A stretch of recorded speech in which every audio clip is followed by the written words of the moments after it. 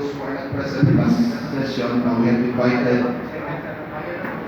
We have it second. First, Okay. it was moved but it was seconded by Councilor Balonay. And can we go for a comment, for your comment, the sponsor himself?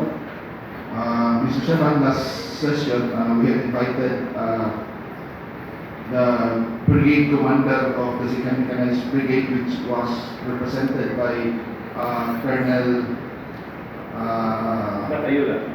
Yuri Batayula, the Deputy Brigade Commander. We have also the Iligan City Police Office, City Director, Police Colonel Michael Pareja, and Agent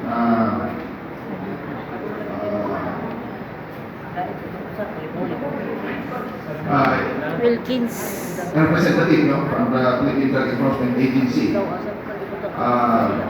After hearing their opinion, professional opinion regarding the lifting of curfew in Iligan, I would like to manifest, Mr. Chairman, that my vote will be no. So I will give it to my colleagues, whatever the decision on this lifting of curfew, Mr. Chairman.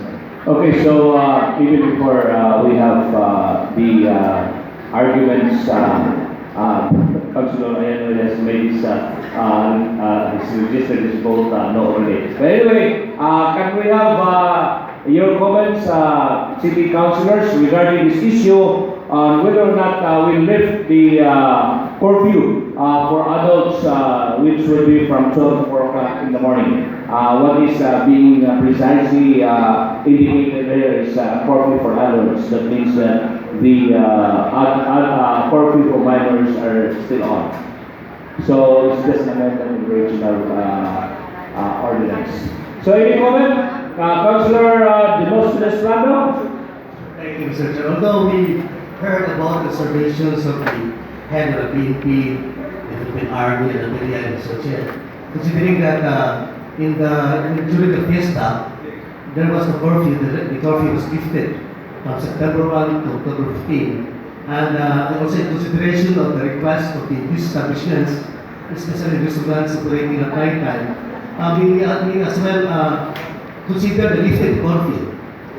Even on temporary basis, for as long as all the measures that were undertaken and observed during the fiesta period will also be made during this lifting of curfew, Mr. Chair. So I think we need to lift the curfew outside. Thank you. Thank you, Councilor Plando. Any comment from other councilors? Councilor Jake Balonay? Mr. Chair, samala sa akong argument at miyagi, the city and its enforcers have proven during the time of our Fiesta celebration na we could maintain the peace and order sa ato city even with the sa gingon pa to ni Councilor ayon ko mas taas-taas kani ang level alert at tumatay karon medyo nervous na. And besides, daghan pa yung mga bisita na nag-abot o daghan pa mga activities. Kung na-prove sa to ang mga enforcers with the PNP and the AFP o ang iba na to ang mga enforcers, kaya na to i-maintain ang peace and order without the curfew. So, mag-prove na sa siyudad na kaya na nabili. Asa na katong ginod, Mr. Chair, nga if ma-approve na ma-lift ang curfew for the adult, unta kung ma-approve siya, pareha sa una kung init mong ang curfew sa adult, murag lax na po kayo itong kapulisan sa pagpanakot para sa mga batanon na magpabilin ang curfew para sa mga minors.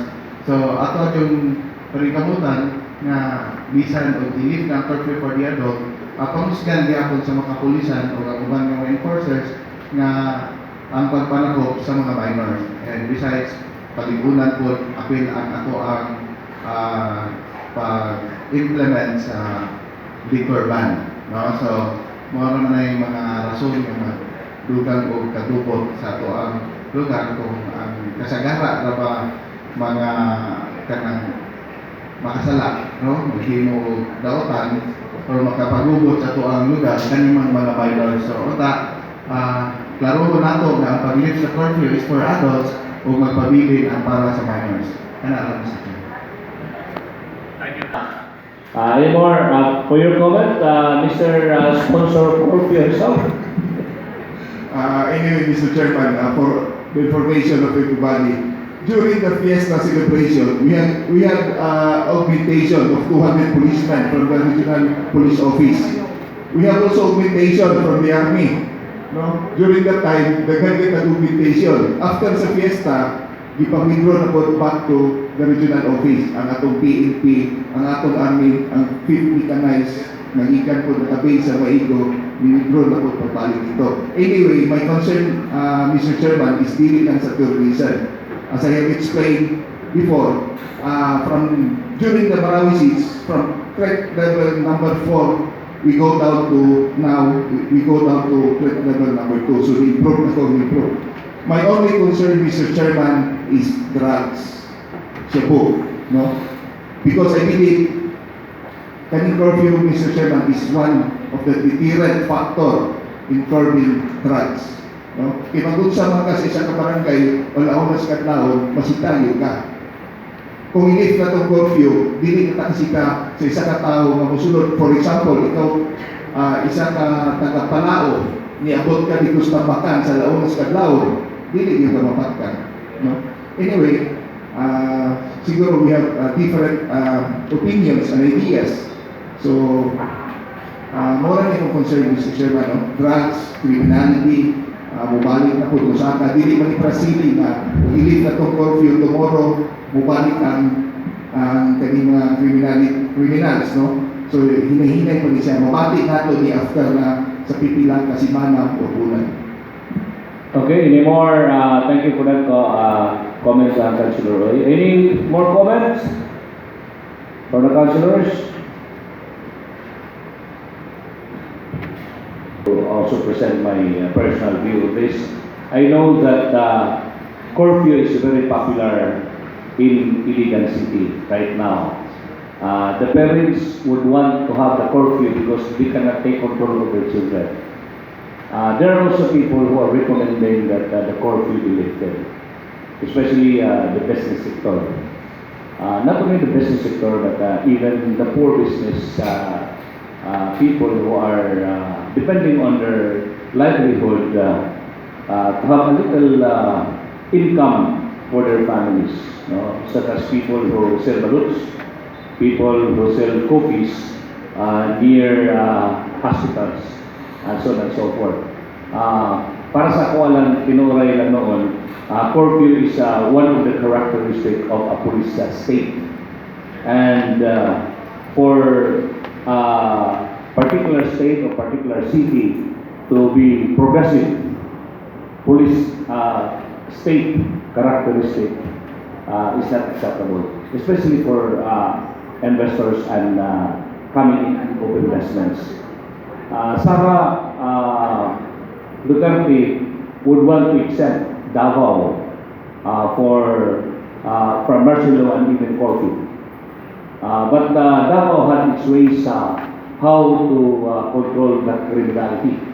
Now, of course, we have strict observance of the liquor ban, strict observance of the youth na magsuloy-suloy sa kaya. In other words, there is strong enforcement of the law of Davao, as experienced by Mayor Sara Duterte. In Iligan, we have invested so much for our security. And the reason of this investment is for our law enforcement to be supported in the drive against criminality. In our budget that we will approve this year, I know there is an increase of our investment for security. And if there is so much investment we have for our security forces, we should let them do the work. That is my opinion. Other people, especially the majority would not, of course, consider this, no? But because a lot of people love a quieter city during the night, no? Sa Tinoray lang. But one thing I am concerned of is we limit the freedom of our people then some people are not happy about it also. Especially when people have been fighting for freedom, people even demonstrating in the streets for this freedom. I'm just letting my mind out because this is also shared by some leaders. And in fact, the mayor, trusting on the capacity of our law enforcers, have endorsed the lifting up of the curfew. But it's up to us, no? It's not. I'm not influencing you. It's up to all of us to make a decision, no? Your decision for the good of the city is your obligation and your responsibility. You are the ones who will vote for this, no? Whether or not we will vote just to please our people, or whether or not we will vote because that is what we feel is the right thing to do. No? So, that is the sermon of the chairman and the presider for all of us. But please, do not be influenced by what I have said. I am just saying my peace of mind, my peace of mind, and perhaps also you will have yours also. Do not be afraid also to speak up, even if it might not be popular for our people. Thank you. So, any more comment, discussion, objection? We go to nominal voting. Member O? Yes. Member Uy? No.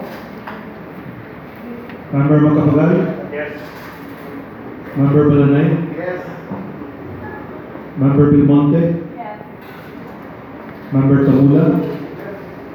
Member Bagsarpa? Member Pardillo? Member Plando? Yes. Member Larosabal? Member Shakur? Member Kapampangan? We have 11 affirmative votes and 1 negative vote. And the yes has made vote for the lifting up of curfew in Iligan City. And the motion to lift the curfew and amendment of ordinance is carried.